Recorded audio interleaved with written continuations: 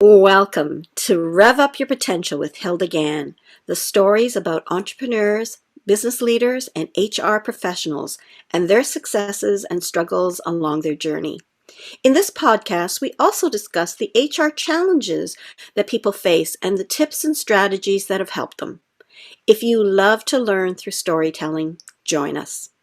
So welcome to another episode. And today, my guest is Kathy Barthel. She is the founder of Take on the World. Like that title? She is a video and brand presence coach and trainer with a background that's you're going to love. She's a TV producer. She's a TV host, a journalist for shows like or for companies like CTV, CBC, YTV, HGTV. We are in for a treat, and I want Kathy to share her experience with us. Welcome, Kathy. How are you? I'm good, Hilda. Thank you so much for having me on the show. This is really great. Really enjoying it. I'm so looking forward to your ability to share with us how we can ignite our audiences, because I remember the first time I saw you and I could just see how your face just lights up the cameras. So I want you to help us be more confident in who we are. Yeah. Well, what I always say to people, Hilda, and it's like, with my background in television and so on is, and you might have heard this, there's something called, used to call it a TVQ, which you would think, it was a way they measured actors on television. And it was in terms of, how they emotionally came through the screen, how likable, especially, they were to an audience. So that's essentially what I do with my clients, whether they are, CEOs, whether they're business owners, whatever. It's about really being able to step up and own what makes you different and what that is, and to really not worry about whether somebody likes it or gets it or not. That's step number one. But the second piece is just as important. It's the other half of the circle. And that is your focus on that viewer. The fact that they are literally and figuratively the most important person in the room. Mm-hmm. And we have a lot of lip service paid to things like that on camera. They've got to be the most important person. You've got to think of them as your best friend, as your favorite client, similarly to how we have had in business. And this is something having, as I'm sure you had the background, working in with and managing teams. And we would say in business, that cliche, I'm only as strong as my team. And yet the team were basically struggling to be seen or to be heard. It became a nasty little thing that was almost, okay, show me, prove it to me. Because a lot of people who manage his teams don't really do the best job. They might have good intentions, but the team doesn't feel it. Similarly, your audience has to feel that you are genuinely interested in them, that whatever you are saying is not coming from marketing or from other, benchmarks you have for your company. Of course you have those, but the whole point is that television or camera on video is about human relationship. It's about you and the relationship you have to you, right? To owning this, to being confident in who you are. And then it's about that intimacy of you and that person on the other side of the screen. That is the power of video, because, when you meet someone in person, which we're starting to do again in the work world, whether it's over a coffee, at an event, there's distractions, right? There's stuff going on. But on camera, it's just the two of you. Mm-hmm. And when you are fully present to that, same as an actor who brings that energy, and you feel it when you're watching it on television or on your computer or whatever. That's what you want to do in business on video. And I like the 2 points that I picked up on is making that connection.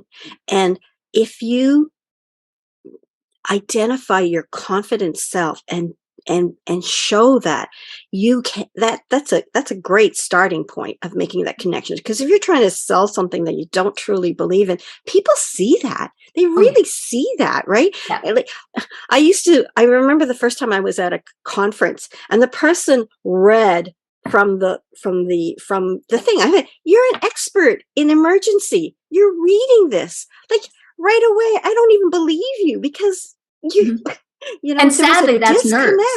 right? That's Yes, nerves. it was nerves, and there was a Yeah. total disconnect. So I love how you talked about the uniqueness. I talked about the confidence and connecting. Like that person is the only person in the room, because Yes. we know that when we go live to events, and you're saying, "Oh yeah," and I like that, and you they can see that you don't care about them. You're looking for Yeah. the next person you want to talk to, Yes. And for this is the other sure. piece of it. You have to be that same existing, consistent person on Yeah. camera as off. And that's very hard. Admittedly, that's very hard for a lot of people in business. This is a very alien concept. It's very unnatural. And what I talk about is actually something that's very natural, which is human connection. So it's a bit of Hmm. a, a major little jump that people have to make Yeah. cognitively and just in terms of their being and how they understand video and making that connection with it. Because often, if I work with someone who's a speaker, and many times we speak for our businesses, right? Hmm. And corporately and so on, and that person is used to feeding off the energy of an audience, and here it's not that. And it's like expecting an apple to be a pineapple or, a rock or whatever. It's, Yeah. it's a completely different beast. It And you have to respect what video's power is about and then connect with it. It is totally different, because I know that as people are going back into the real world and they're on stage speaking, they get that energy Yes. from the audience or the participants, and that energizes them, which energizes the participant. But when we're looking at cameras, it's not quite the same.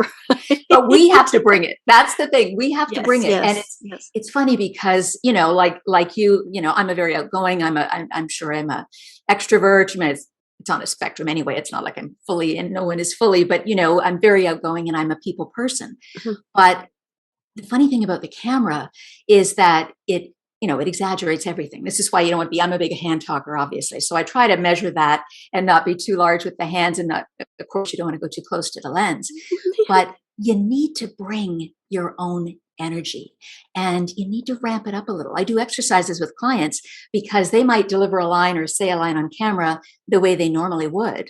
And they think that's how I talk. Kathy wants me to be me. So I did it. What's wrong with it? But they have to crank it up just a little. And sometimes you have to crank it up more energy wise than you think, to the point where you think that's got to be overkill. I've got to have overdone it.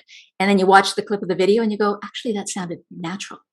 That sounded like I'm alive, like I'm Yeah, energized, yeah, right? yeah. But not Thank you. too much. So So, it's a balance. so Takes tell some us. practice. Thank you for those tips. Tell us a little bit about your background. I mean, Mm. it's impressive, some of the companies that you worked for, like CBC and CTV. Tell us a little bit more of that, and how that shaped who you are now and why you started your own company from all that experience. So tell us a little bit more. Yeah. Well, if we can compress a lot into a short period Sure, here, sure. we're going to take a little quick jump back to before I started my business and my career in media. I had always had what I still say and served me very well in media and now as a video coach and teacher. And that is that I kind of have two halves to my head. On the one side is the video piece, the visual piece. So I was always good in art and I loved photography. I was a photo editor when I started in the media.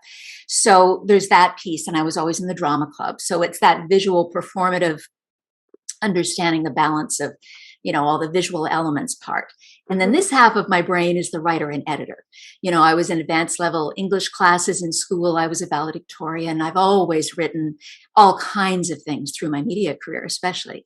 So there was always those two sides. And I ended up starting in magazines, as I say, as a photo editor. And then out of that, I started getting into writing, what we call photo features, where it's heavy on the photo and then it's kind of like fat captions, you Hmm. know, and that's how I began. And then I had an opportunity to get into television. I had reached a point, like we sometimes do in your career, where you're kind of stuck and you need to leave in order to get to the next level and so on. So I got into television and I was the research supervisor for the largest show that YTV ever did. And it's still so close to my heart. Aside from helping people with my business now and a lot of wonderful experiences in TV, working on what was called the YTV Achievement Awards was, I always get goosebumps when I think about it, because essentially it was a variety show, but it inspired kids across Canada to achieve. So everything from a bravery category to public service to the Terry Fox category that we work closely with the Terry Fox family, music, all kinds of things, all of these categories. And I started in there, and I had about 3 different jobs in one. And I got sort of, in the deep end with the hours that you tend to put in television. And, but that gets to the piece of, even being on camera, it's so important as an entrepreneur, and certainly in a career, if you can do what really lights you up, right? Slight digression, but in any case, that was the getting into television piece. And then over the next bunch of years, I did a lot of work in television, as you say. I was co-hosting on camera. I was producing. I was doing casting and some writing and associate producing, chase producing, which is when you're rushing to get interviews and guests lined up, kind of like what you do for your like show and I do for my own show, right? You know what that is. Now you can say, Hilda, that you're a cast producer. But a lot of different roles and understanding how all of that worked, and then perhaps because of the way I'm wired, but because of the way my career ended up going, I often had overlap. I started writing about architecture and design, and I had been writing also about TV and film. So some of that overlapped being on camera and being in TV production. So it's been a really, really rich use of my entire skill set. I can hear that diversity in you, like this almost full cycle of media, in terms of from writing it to producing it to being on the show and everything. Wow, what an amazing opportunity. It's been great. And I've interviewed everybody from architects, international architects and designers, to British royalty, to a lot of entrepreneurs, all kinds of people, and people in film, like a director, a cinematographer. I love understanding what makes people tick, right? What goes on in their mind when they do what they do. That's what I love about my show, because I get to pick people, and I get to go behind that facial person and go in depth and learn about it. I find people, period, are so interesting. So interesting. Oh, yes. And so I've always been a very creative person. As I say, I always drew and wrote, when I was a kid. And so that's I'm very grateful for such a rich and layered and in-depth and overlapping and so on. Rich is really the only word I can think of, type of career, And then one of the things, ironically, I wrote about back in the year 2000. Doesn't that seem like an eternity ago? My goodness. It was the turn of the century. I never thought I would make the turn of the century. I wrote an article. And it was all about all the media mergers, because in the media industry, it kind of hit us a lot sooner than it did other industries, where companies were buying up other companies. And so that ultimately, not specifically a merger, but the downsizings and things that happen, led me to have an opportunity to actually create something of my own, which, as you say, is my company, Take on the World. And that happened. And, I was at this point, like we often are, you're sitting there, you're thinking, okay, what is my next best move? What do I really want to do? And I had always wanted to do a show, right? My own show. And I had reached a point, due to life circumstances and choices and things I'd seen and felt, that I really wanted Hilda to do something that helped. In particular, I have amazing guy clients, men clients, and I love them, but I specifically want to help women get their voices out. And I know this has sort of become almost a cliche, but it's always been something really integral to what motivates me, because, I've seen, and I'm sure you've seen, people in my life, people close to me, who had so much potential and so much talent, and they just couldn't get it over the finish line. They just couldn't consistently really own that and say, this is who I am. There's somebody for you. If I don't suit you, that's okay. I'm not gonna shrink myself down to make you feel better or to fit this mold or that mold, right? And that's a hard thing to do in life and in business. So that was another motivating factor when I sat there and I thought, okay, what am I going to create? And then it seemed like, and I've said a lot on this, and I will be saying more of this, not necessarily today, unless you want me to, but the fact that so many times people start businesses, not always, but so often entrepreneurs start businesses based on two things. Well, I did this thing in corporate. I'm really good at it. Hey, there's a market for it. Bingo, I'll make a business out of that. Yeah. And that Yeah. sounds really great and it's very logical. But ultimately, if you don't love what you're doing, you're going to sabotage that one way or another, usually Yeah. unconsciously. Yeah. You're going to sabotage the success of that business because, as you know, Hilda, as I know, there's so many twists and turns and real dints and, ditches we go through as entrepreneurs. Yeah. If you're not, right? If you're not just It's the lit up by it. passion. If you don't have a passion for what you do, those down days are really going to think, why am I doing this? Exactly. But if you have the passion that holds you and keeps you going, and I love the fact that you have this desire to help women. I don't know, men sometimes are nurtured to feel confident from day one. Yeah. Women are not nurtured. They're nurtured to support others, to help Yes. others, and not to think about themselves and to put themselves in a way that I want to be this, I can achieve this. No, that seems to always be the back burner. So I love how you're passionate about doing that and you want to do that. So let's talk about Brat and Bratty Kathy. Tell us more. Okay. I'm always delighted with that, when somebody asks me this. Okay. Yes, my name is Kathy Barthel, but if you flip those letters, I'm also known as Bratty Kathy. And what happened with this was tied to what you're saying, my wanting to do what I want to do to help women. I started a personal blog a number of years ago called Bratty Kathy. And I always wanted to turn that concept of being a brat, which is women who stir things up to be heard, to make a difference, and to have a little fun. That's what essentially a brat is. And that was how it began in the blog, right? And then, out of that, that was when I was around the time about to start the business, Take on the World. And I was working with a wonderful business coach, and it came time to name the business. And she said, you know what? You should call your company Take on the World. And it was like, hit me out of nowhere. And I'm like, what? Why? And she said, because you're always saying you want to inspire women to be brats so they can take on the world. And I'm like, yeah, I am. But there was a part of me that was saying, but how about the brat thing over here? How are we going to bring that? This is great, but And of course, as I say, I started logically. I have this really deep journalism, interviewing, and writing skill set. So I started as a website copywriter, and then I added on book editing and writing coach for entrepreneurs who had books. And then somewhere in there a few years ago, I added video to my business in terms of what I offered. So over time, it has evolved to be just about video. But the brat thread was, of course, always poking at me, like anything that if something doesn't let you go, there's some reason it needs to be born and you've got to pay attention, right? Yeah. But it takes its own circuitous route sometimes to grow and to become whatever it's going to be. And so I've been figuring out how to do this over the years. And then finally, last year, I was able to launch my show, which is called The Brat Show. And BRAT, by the way, is an acronym. And what it stands for is women who are bold, relevant, addictive, and transformative. Bold because they own who they are and what they're here to do, regardless of pushback. Relevant because they create meaningful content and experiences for their clients, their coworkers, their staff.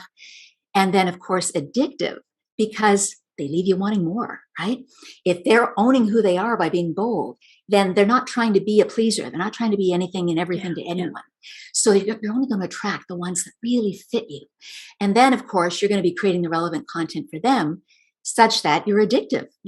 It just stands to reason, to logic, that they're going to want more. We want more. Yes. And then, of course, the last piece, which is so important for me, is that you are transformational. Because you're stirring up the status quo, you're disrupting it to create positive change.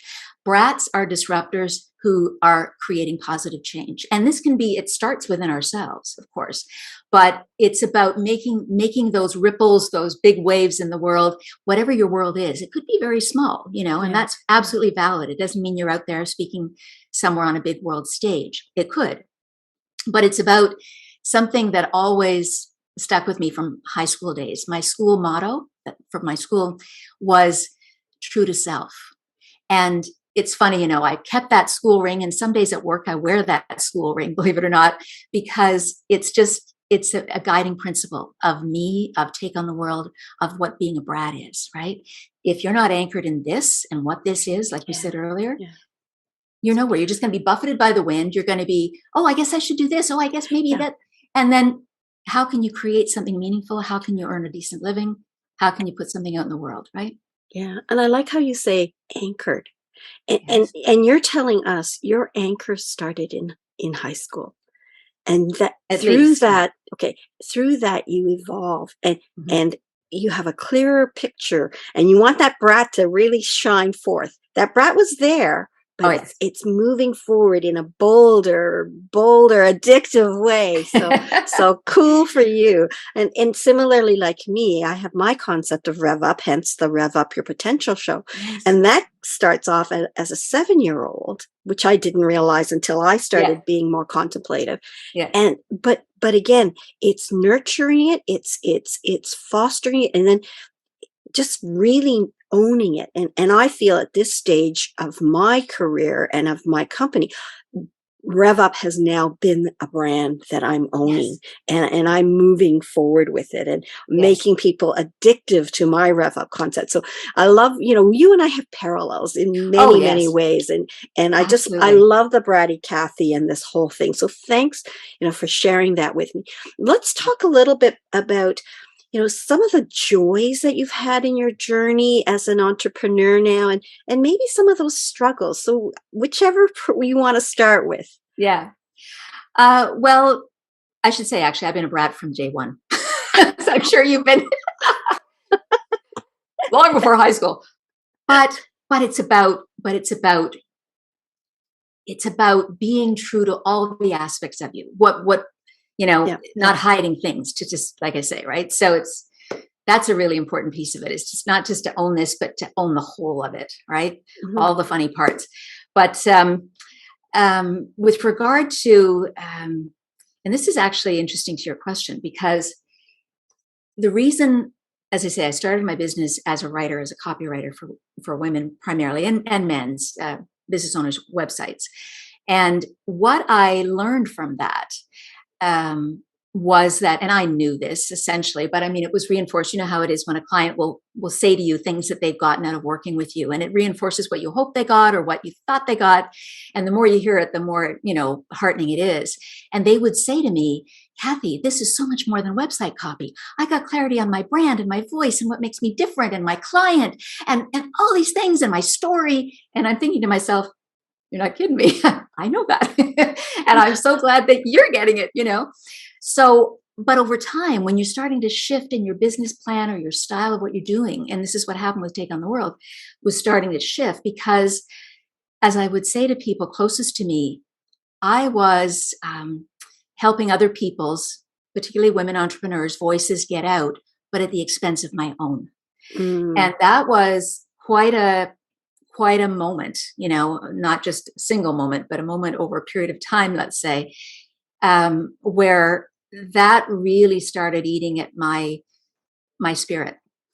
And because, as I learned later, and as I teach people, because I actually have a training for how to be a brat that's going to be launched in the next while. So you'll see what this means there. But essentially, it's about when you suppress some essential part of you, and oftentimes we do this in business for various logical reasons. And that's essentially what I did. I mean, I had brought on the video coaching and so on, but I feel very much alive on camera, very much at home. I'm a media person. I'm a media kid.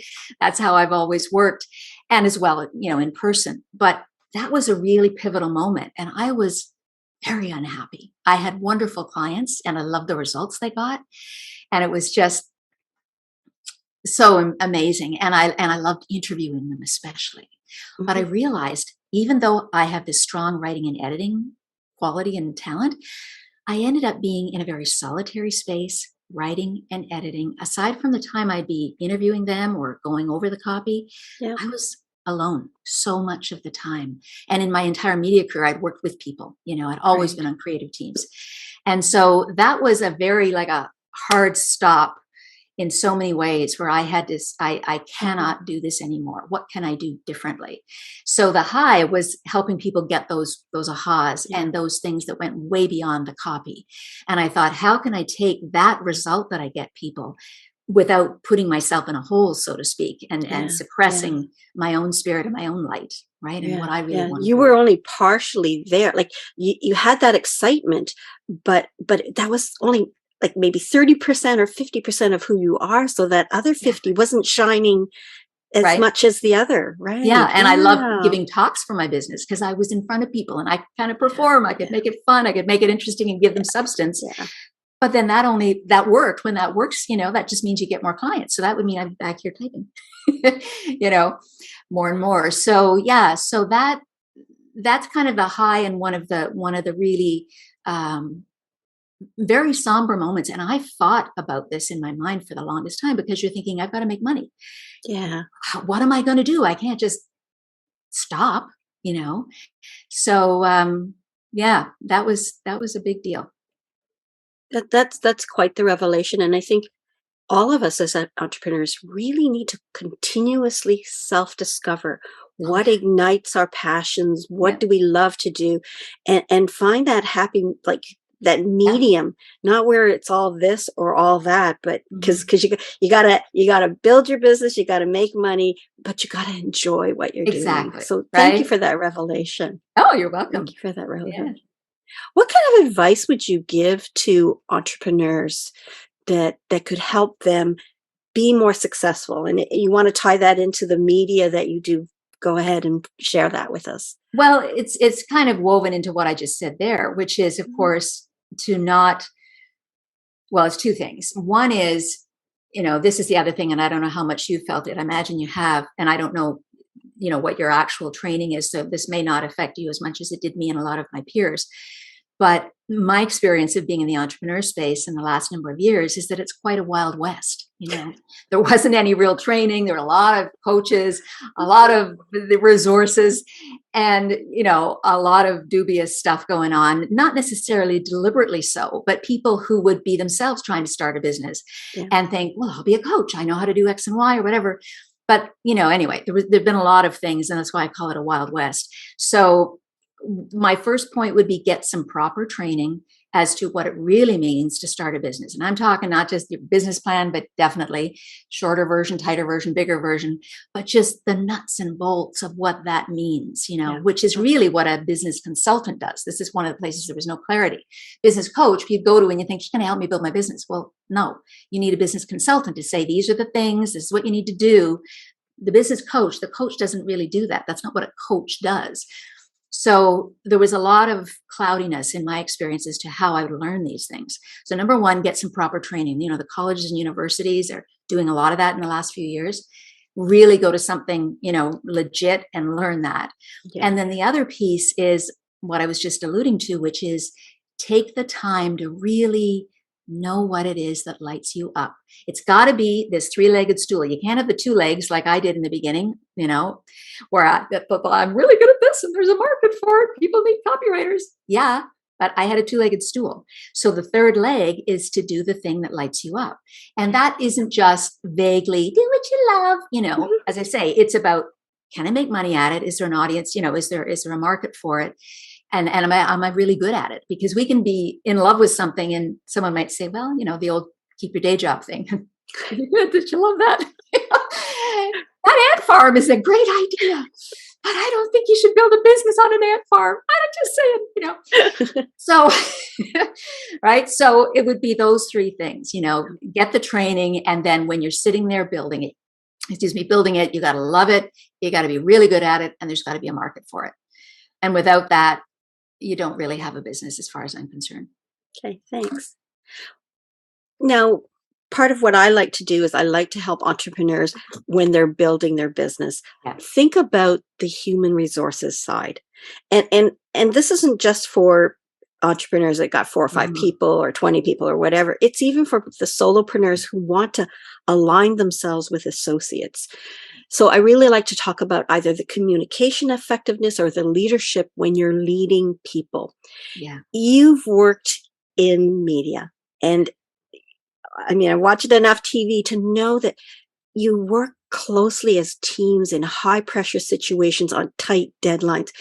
Can you share some examples that kind of either show what a great team is and why you enjoyed that, or oh my God, nightmare time, and this is how we resolved it? Like, give Mm. us some insights from your Yeah. experiences about how leadership and human resources can Yeah. build better or nightmare cultures.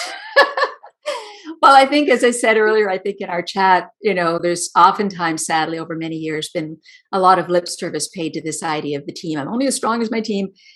It really is true, right? And nowhere do you find that more true than in television, for example.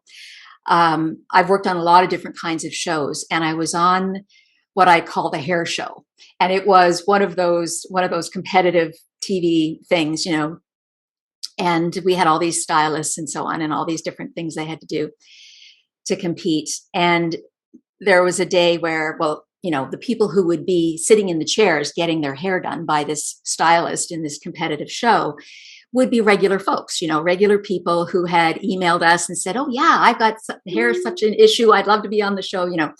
So we had somebody all lined up, and she got a migraine. So my producer, there I am working away on the show, and my producer comes up and says, Kathy, and yeah, Diane, what, she's like, how would you like to be in today's episode? And I'm just like, oh my goodness. I had the worst hair of anyone on the crew, anyone anywhere near this production, anywhere from, we mostly shot in the distillery. So from the distillery to Hamilton, up to wherever in South beyond the lake, I had the worst hair. So I don't think this was an accident that she asked me. And the episode was about hair extensions. So it was crazy, but it was also true to a team and working in television. And this is that everything, time is money. We've got the lights, we've got the crew, everybody's paid. There's this, that, there's an empty chair. We got to get a body in the chair, right? This thing has to happen. So it was comical, but it was serious as anything, right? We're shooting this show, and this episode has to happen today. There's a whole thing set up for today, and we're not going to roll it into tomorrow. Tomorrow is a different episode. So of course I ended up in the chair, and I got these amazing extensions. And I went out to the bar that night with everybody on the staff and some of the competitors. Actually, we're sitting in the bar, and I'm getting hit on, and I'm just like, I'm not even, this sounds terrible. And I don't mean this askance to anybody who's blonde watching this, but normally I'm in a dark bar. If I were blonde, it would make sense. They just like, oh, there's a blonde, right? I wouldn't have stood out, or I would have stood out, but I've got this, and I'm just like, I'm kind of like feeling like Lady Godiva, and I'm just like, oh. So, but of course the next day I had to be on set really early. So I went to bed in the stuff, and anyway, I don't know how the guy who did my episode, that did my hair, actually ended up winning the competition. And no thanks to me, because I was such a brat. I was asking him questions as he's cutting my hair or fixing these things. And he's just, how he kept a straight face on camera. But the whole point is that is a team, right? That is, and I always have said that the best training for an entrepreneur, and obviously not everybody has this career line, but is working in media and working in television or something like that, because it's like, we got to get this thing happening. Nobody's sitting there having some prima donna, like, I'm not somebody anyway who would do this, but nobody lasts very long in television if they're like, oh, I just don't know, I'm not really sure, I don't, it's like, get in the chair, right? Let's get this thing done. Yeah. So it's very much about the team. And the same when I was at YTV, I managed a team of about 12, 16 researchers and interns. And I had an intern suggestion box for the show. And I've always believed that, great ideas come from everywhere, but that is, the leader is the one who is really listening and talking and out there photocopying. In those days, we're putting together packages for the nominees for this award and so on, like written material, bios, whatever. And you really need to be listening to, and this isn't new to anybody listening to this, but you really have to be listening to each of those team members and knowing that a good idea can come from absolutely anywhere, and that the Exactly. people, right? And it's and they feel it. The same as what I was saying before about on camera, right? Yeah. When you are really focused genuinely on that person on the other side of that lens and helping them, or listening to those team members and recognizing the value in every single person, they feel it. That, that hits on that essence of make people feel valued and belonging. And Yes. when they feel that they're part of a team, they want to contribute more. It's almost a rolling effect. Once you start working together cohesively, you start to enjoy that, you start to belong, and it just continues to evolve into this Yeah. wonderful, wonderful culture. Yeah. So it is about treating people with value. Yeah. It's treating them as equals and Yeah. listening to their voice, because when we feel we have are a part of something, it Yeah. becomes so much better for Oh yeah. everybody. Well, and So this is, I mean, you're probably running out of time here, but do I have time to say one quick thing about video in relation to sure, that? sure. That is that, and this is where, and I'm going to sound like a Pollyanna or quite naive, but having had an entire career in media, I'm anything but naive.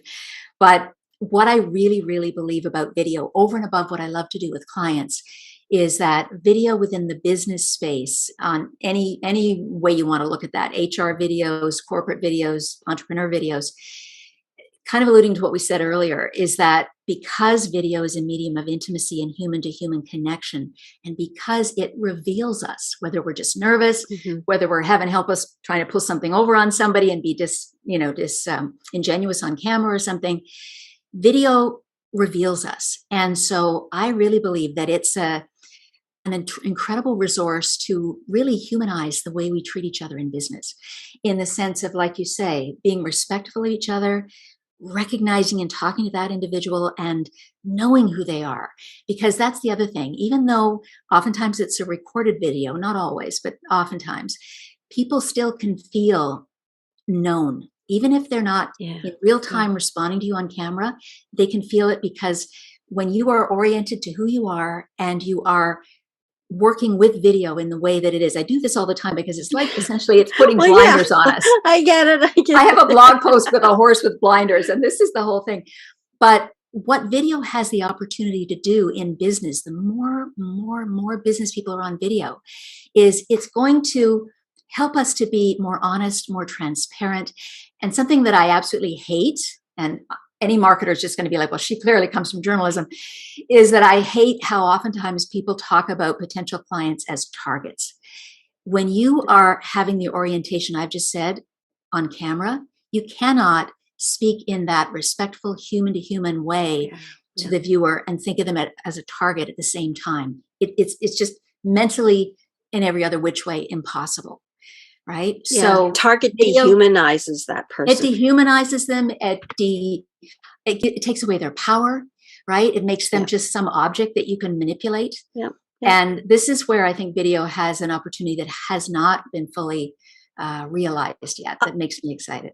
I love how you bring us back full circle. I mean, we started off with, wow, we're in for a treat, and you're in the media, and you instantly tell us it's not just about camera presence, it's about humanizing.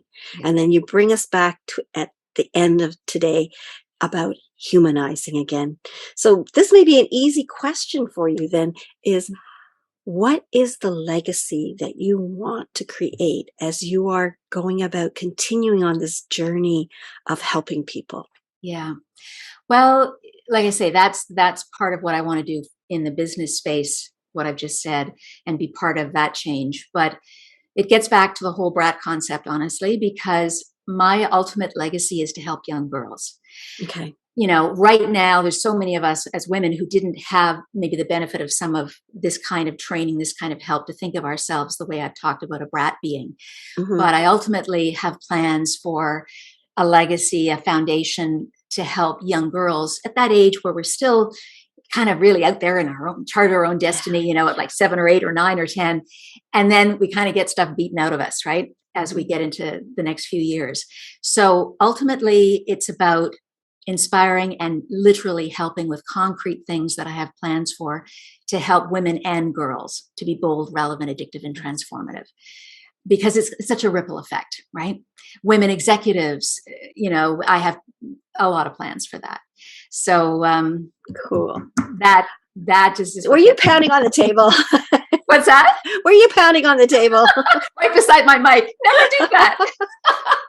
Well, I think you're right. Yes. We're trying to nurture ourselves now as women who are grown, but are part of a generation or generations that were not nurturing us from the beginning. But it does. It starts with that 7 or 8-year-old. And if we can foster that confidence in them, they will go through life a lot confident sooner and for longer than those of us who've learned over time to overcome it, to be a brat, to learn how to be a brat. Yeah. And to understand that is the most positive thing you can say about somebody. Yes. Obviously, I'm also here to change the negative connotation of the brat being that little kid that got sent to the corner because they misbehaved. We're going to make brat a really charged up word. In the best sense. It's been wonderful talking to you, Kathy. How do people get a hold of you? Well, the best way in terms of corporate, if people are looking for corporate training on camera, and, I do scripting, we didn't get into it. There's so many different aspects to video. So if they want to reach me in terms of that, or just to talk more about this, one of the best ways is on LinkedIn, just to send me a note and connect on LinkedIn. I can give you these links, or I might have, I don't know. They can book a 15-minute call with me on my Calendly link, okay, which I can give you. They can go to takeontheworld.ca, which is constantly being updated. There's a page there for the Brat Show that gives you some episodes and some ideas of what that's about. I also, of course, am on YouTube, so they can just look up Kathy Barthel on YouTube, or Kathy Barthel, the Brat Show on YouTube, and you'll find me. Yeah. Thank you so much. You've been a wealth of knowledge, and it's been enjoyable having this chat with you in so many ways. So thank you very much, Kathy. Thank you so much, Hilda. Thank you to my listeners and my viewers as well. If you loved this episode, give it a big thumbs up, And if you want to subscribe, do so. Like us, subscribe, and learn more about how to rev up your potential. Thank you again, Kathy. Thank you, listeners. Thank you. Thank you for tuning in to Rev Up Your Potential with Hilda Gan. Be sure to like, comment, and subscribe to our podcast on YouTube and Spotify to stay up to date on our latest episodes. For HR tips, news, and strategies, or if you're interested in being a guest on our podcast, visit our website at peoplebrightconsulting.com.